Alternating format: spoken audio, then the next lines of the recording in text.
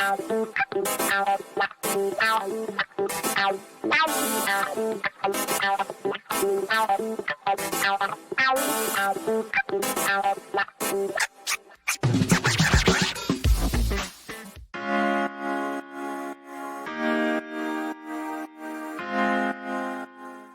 the way, I already dragged Debbie and Queen into write my anthem for bicycling every Saturday with Debbie Boone. Please don't make me obliterate Carl. Hey, I did not. Right. Already done that. So many musical tragedies. Okay. Oh, Right. boy. Yes. Hello, Carl. I'm sorry. Yes, Carl. It's all right. I did not put a UV light between me down there. Okay. Thank you.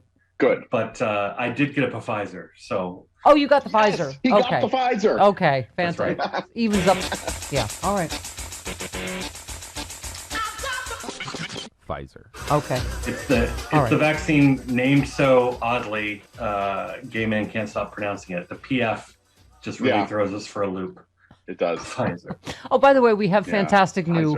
Pfizer. We have Pfizer and J&J and Moderna shirts. Mhm. And because we only had a funky cold Moderna, people whined that they didn't have that design for it, right? Pfizer or J&J. So we Right. just put those up yesterday. And then people were like, where's the Moderna one? Somebody actually tweeted that, Chris. Did you see that? Where's the Moderna one? How come there's only... Okay, it's already up there. It's already there. Go to StephanieMiller.com. First one. Oh, my God. No, this is not the Trump administration. When the Stephanie Miller show says they've got Moderna, they've got Moderna. We've got Moderna. We got it. Listen, the one thing all of our regulars have in common is they are giant nerds. But, Carl, I have to say, you may have taken the cake with your posting of your Gays for Mondale campaign button.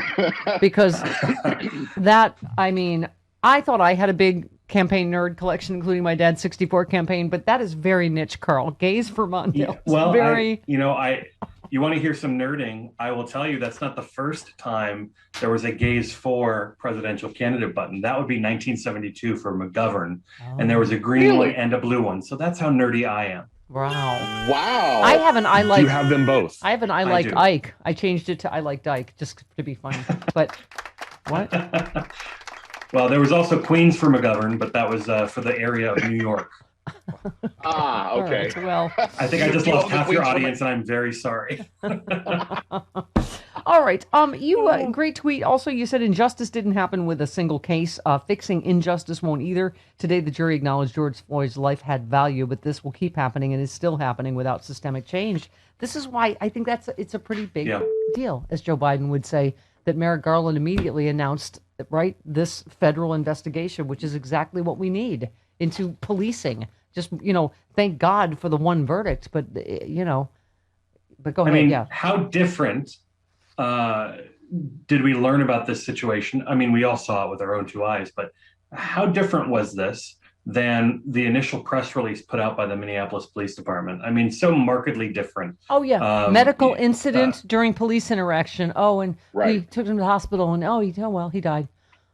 Right? Like that. Yeah. It shouldn't take a bystander with a camera on their phone Thank you. to bring justice to people.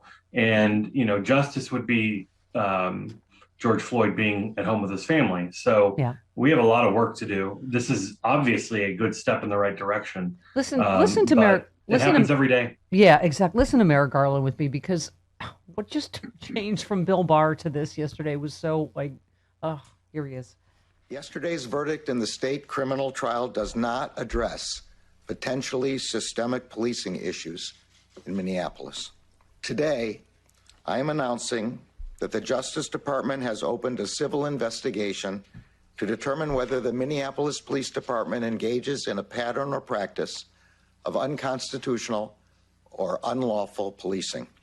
So, Carl, we've heard all the speculation. Do you think this helps or hurts the George Floyd Policing Act? Because I would think it would be absolutely something that should make it more likely that it should pass. I would think so too. Yeah. I mean, look, the investigation is going to take time, but what we know is that when we do these, when the Justice Department does these investigations, when they've done them in the past, they find bad apples.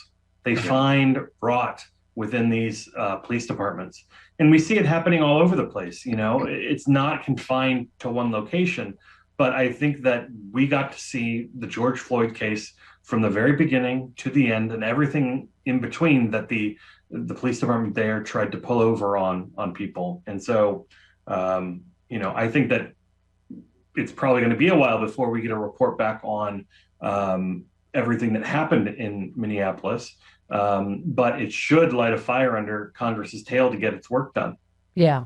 Karl, you know, it strikes me that this is one of the problems, though, is, as you sort of imply, lack of trust in the police to tell the truth, which is a problem. I wanted to get your take on Ma'Khia Bryant in Columbus, because, you know, this is certainly far different than the George Floyd case. But I think what the problem is people, I think, instinctively don't trust police or want to know why black people always end up dead in these circumstances. So we didn't, you know all the details yesterday, and some are still a little. But so community members and local activists in Columbus have challenged police accounts of the fatal police shooting of the black teenager Tuesday afternoon, questioning whether why an officer used lethal force. So she was 16. She was shot and killed. And I guess, I don't even know if we know this, but we think she was the one that called 911. Right. Right. You know, I've heard called for help. The same thing. That's just been reported. That she was, you know, anyway. But so police haven't released full body camera footage of the incident. And I guess it's because of the blurring of the faces of juveniles. But the clip played in the news conference showed, you know, it did show her with a knife lunging towards someone. So I get it that the officer felt he had to stop her. But of course, I mean, lay people, we go, why can you shoot in the leg or the something? And they go, well, they only can, you know, aim for body mass or whatever. But you just think, like, isn't there something else? Like, I know activists there, I was just trying to think, said, her aunt said he never intended to de-escalate. As soon as he got out of the car, he had the gun ready to shoot somebody. When you're black and going through a mental health crisis, the response of law enforcement now is to kill you. Was it necessary to shoot? Couldn't officers have used another option to defuse and de-escalate? If this incident occurred in a white suburban neighborhood and teenage girls were fighting, would officers have chosen the same method to respond? And I think Joy Reid spoke about this yesterday, that when she grew up, there were fights, and sometimes someone brought a penknife, and there was, you know, but they're teenagers. And was there a way to de-escalate this, to disable, shoot her arm or her leg or something? You know, I get it that he didn't have much time, and she looked like she had a knife and was coming toward the other girl. But it just, I agree that it just, in a black neighborhood, they always end up dead. And I just don't know that you can answer that question honestly about saying, if this were Beverly Hills and it were two white girls, would this have ended like this? Well, I mean, you don't even necessarily need that example. We have plenty of examples of, you know, white boys in their 20s being escorted out of situations with their AR-15s and being brought to jail because they, quote unquote, had a bad day. Right. So clearly there's a systemic issue here that needs to be addressed. And it's not just with the culture within police departments. It's also within the training in our police departments. Yeah. You know, there's a reason why people talk about defunding the police and instead, you know, relying more on de-escalation training and, you know, making sure that people have proper training to de-escalate situations. Well, and I, you know, again, I get it why they're trained to shoot at center mass, because, you know, obviously if they miss, he could have hit the other girl. And I get that he didn't have much time to make a decision. But I think the other thing someone was questioning, Karl, is, you know, 4 times? Did you have to shoot 4 times? You know, would one time, you know what I mean, to stop? I mean, what you need to do is stop what's happening, right? You know, if she were about to stab somebody. But anyway, it's just another, you know, teenager dead. That's a tragedy, right? Yeah.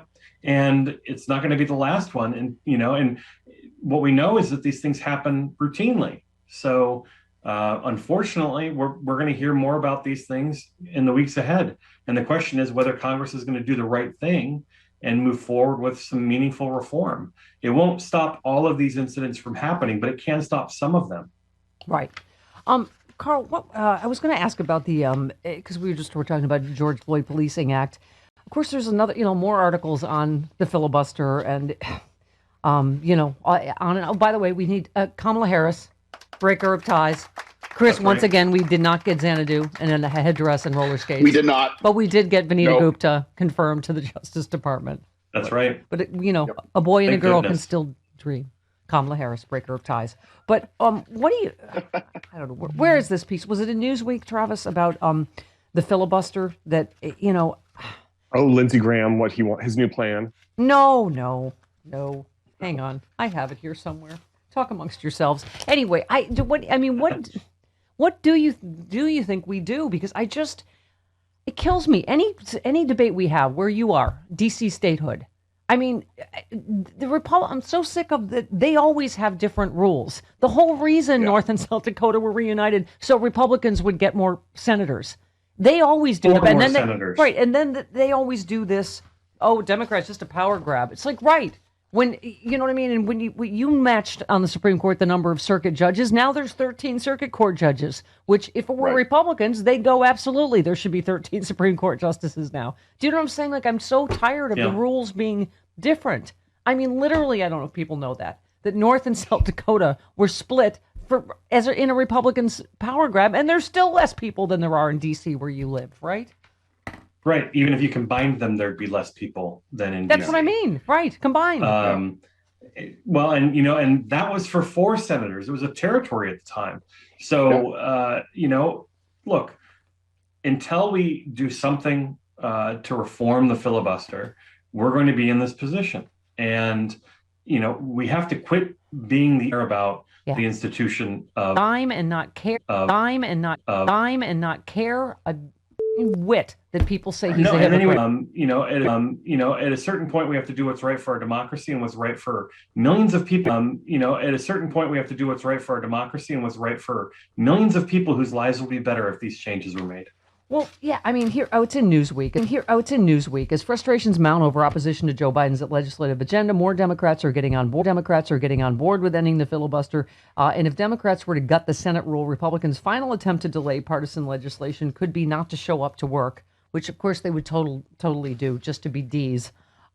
Rick Scott said on Fox, nothing will happen in the Senate. They need us to show up to have a quorum. They need us there if they want to get something done. They likely be unable to completely halt Senate business. Framers of the Constitution, obviously thought of this, but you can compel the attendance of absent members. If the power of persuasion doesn't work, senators can be fined or even arrested for not showing up. And I didn't remember this they one. can send the Senate Sergeant at Arms after him. Yeah, in 88, Bob Packwood was carried into the Senate chamber by Capitol Police after barricading in his office in an attempt to keep Democrats from getting a quorum. They said, given that Republicans could be tracked down and brought to the Senate for a quorum, Republican strategists said not showing up would mostly be symbolic, but it could be a set of new normal in the Senate. Well, of course they would do it just to be douchebags, but I say who cares, right?